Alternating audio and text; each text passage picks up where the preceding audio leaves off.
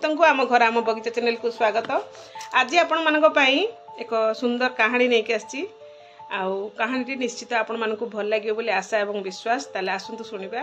कहानीटीर नाम पति भक्त। जड़े साधु बहु वर्ष धरी जंगल रे तपस्या करी सिद्धि प्राप्त हेले एवं निजर सिद्धि बल रे जन जगतर कल्याण करने निमंते मनरे आशा एवं आकांक्षा रखी निज बसती अभिमुखे अग्रसर हेले।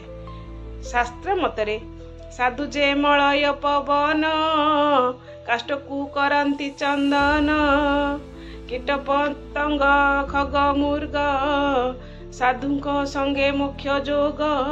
आसु आसु बाटरे गोटे गाँ पड़िला। साधु गाँ रे पहुंची प्रचंड रौद्रताप जोगु गोटे गच्छ मूल विश्राम नेले। ठीक सेति बेले गच्छ उपरे बसिथिबा गोटे काऊ साधु को ऊपर मलत्याग कला। काऊ मलत्याग करबा देखि साधु ऊपर को चाहिले। देखिले गच्छ डाल रे बसिथिबा काऊ तांको ऊपर मलत्याग करिछि। साधु संगे संगे क्रोध रे कोप दृष्टि रे काऊटी को अनै छंती तो काऊटी जळी गला। काऊ जळी जिबार देखि साधु आचंबित हेले। काहे कि ना साधु केबे आगरु प्राप्त करथिबा सिद्ध को परीक्षा करनथिले। सेदिन साधुंकर तपशक्ति बल काउटी जली जीवार देखि साधुंक मनरे टिके अहंकार भाव उत्पन्न हेला। शास्त्र मतरे ए संसार मध्यरे चंडाल हेउछन्ति तीन जण। जणे हुची पशु चंडाल कुकुर, पक्षी चंडाल काऊ, साधु चंडाल क्रोधी। साधु सेदिन सामान्य पक्षीर मलत्याग रे क्रोधर अज्ञान होई निजर तपशक्ति रे गोटे निरीह पक्षीटी को मारिदेले। किंतु कथारे अच्छी सत्य शांति जे दया क्षमा एचारी साधुंक महिमा। ए कथा को साधु सेदिन जेमती क्षणक पई भूली जाइथिले। साधु निजर सिद्धि साधना उपरे निजको गर्व करी गाँ भितर को भिक्षा करबा को गले। साधु गाँ भितरे भिक्षा करू करू शेषरे जनक द्वार रे आसी पहुंचिले। आ उच्च स्वर रे कहिले भवती भिक्षां देहि। किछि समय परे साधुंकर कंठस्वर सुनी घर भितर जणे बहु आसिले एवं देखिले साधु जणे भिक्षा मागुचंती। बहुटी उत्तर देला, हे साधु महात्मा, आपनकु मोर प्रणाम। हेले आपण किछि समय अपेक्षा करंतु। मो स्वामी खाई सारी विश्राम करूछंती। आ मु एबे स्वामीकर पाद सेवा करूछि। तांको पाद सेवा करी सारे आपनकु भिक्षा देबी। एबे देई परिबि नाही। से पर्यंत आपण अपेक्षा करंतु। बहुटीर कथा सुनी साधु रागरे कोन हेई गला। भिक्षा नेबा पई मु तम द्वार रे अपेक्षा करिवि। मो भिक्षा ठार तम स्वामीकर पाद सेवा कोन एते बड़। जानिछ मु रागिले कोन करि पारे। मु जणे सिद्धि प्राप्त साधु मते अपमान करूछ। जदि केही साधु सन्यासी खाली हाथ रे कहा द्वार रु फेरे ताहले यह अनंत काल पर्यंत नरक भोग करे। तमे मो भली साधु को अपमानना करूछ। जानिछ मु कोन करि पारे।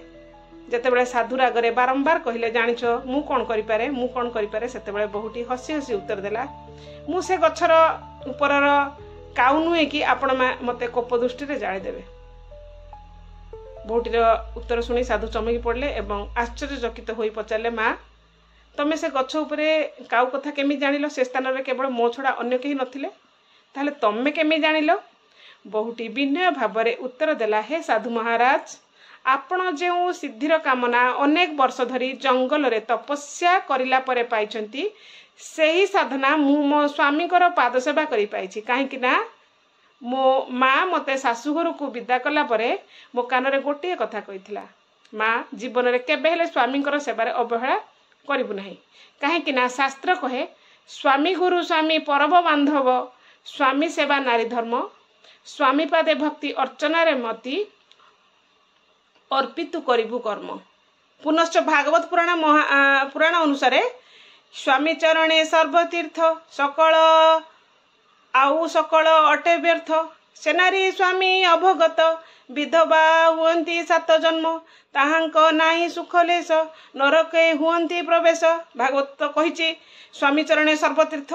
तेणु मु सर्वदा स्वामीकर सेवारे निजको समर्पित कर देछि। आउ पतिव्रता धर्म को निष्ठार सह यथासाध्य पालन करिया पई चेष्टा करिछि।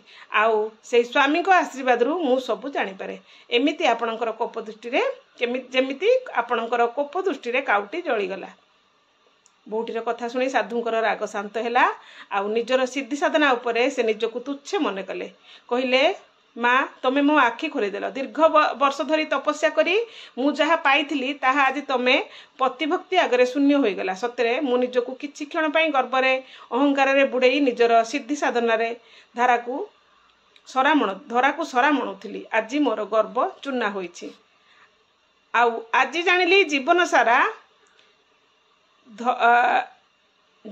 सारा धरी करिथिबा तपस्या आज तम पति भक्ति आगरे धूलिसात हो गला तेणु हे माँ तमे आज ठारू मोर गुरु मोर आहुरी कठोर साधना करिवार अछि आहुरी बहुत किछि शिखिबार अछि साधु निजको धिक्कार करी बहुठारू विदा नहीं पुणी जंगल को चली गले तपस्या करिया पई गपटी केमिति लागिला निश्चित मते कहिबे आउ जदि भल लगी थाए निश्चित सांगमानक सहित शेयर करिवे जदि कोठी भूल चूक थाए निश्चित क्षमा करिवे ताले आज पई रहूची पुणी आसबी नुआ नुआ स्टोरी नहीं की जय जगन्नाथ।